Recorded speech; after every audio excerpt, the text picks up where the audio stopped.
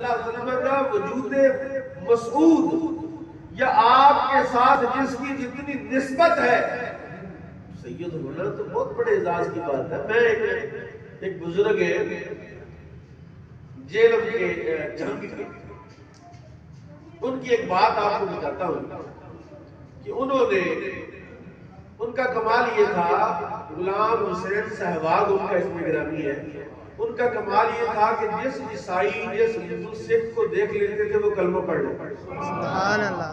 ان کے خلاف عدالت میں، انگریز کی عدالت میں مقدمہ دائر ہو گیا کہ عیسائی سے لوگوں کو مسلمان کرتے ہیں۔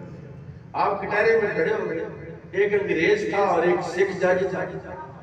استغاثہ نے کہا جناب آپ پر الزام ہے کہ آپ زبردستی مسلمان کرتے ہیں۔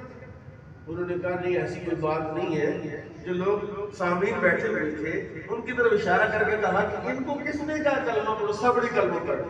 سبحان اللہ۔ سامنے جو دو وکیل کھڑے تھے ان کی طرف توجہ کی، ان کو کس نے کہا کلمہ پڑھو، انہوں نے کلمہ پڑھ لیا۔